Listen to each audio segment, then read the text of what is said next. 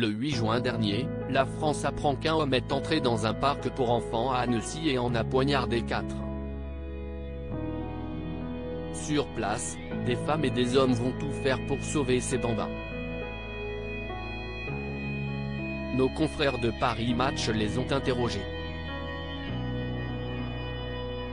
Et leurs confessions sont bouleversantes.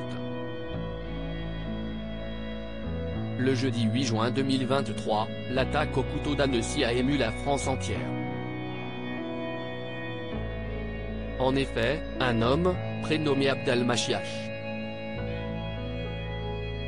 fait irruption dans un jardin d'enfants et poignarde 4 bambins, Enio, Alba, Eti et Peter, et 2 adultes. Les victimes sont alors en urgence absolue. Fort heureusement, elles parviennent toutes à se remettre de ce drame épouvantable. Quant à l'assaillant, il est arrêté par la police et mis par la suite en examen pour tentative d'assassinat. Resté silencieux durant sa garde à vue et ses auditions, le suspect a été transféré dans une cellule de l'hôpital psychiatrique du Vinatier, près de Lyon.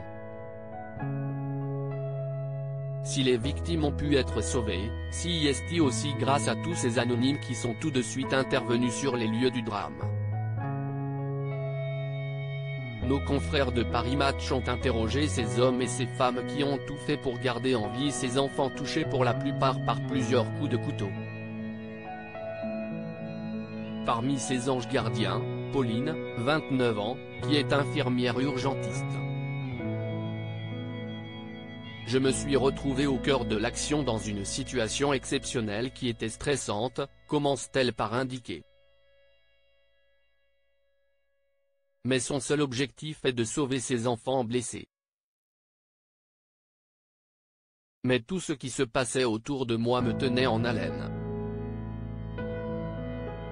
Comme une athlète de haut niveau, je me suis mise dans ma bulle pour me concentrer sur la seule chose qui comptait, sauver des vies.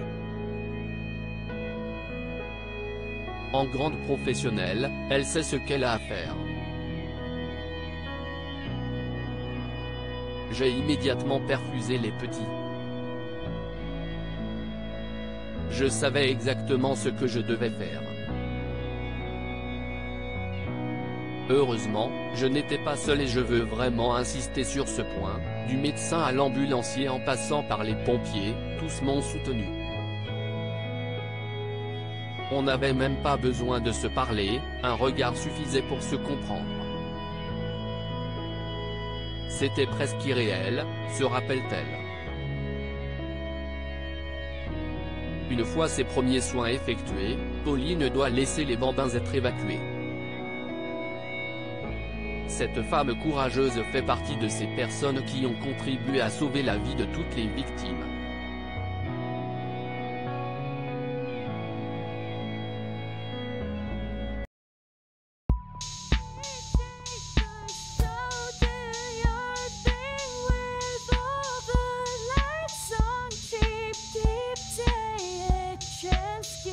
Keep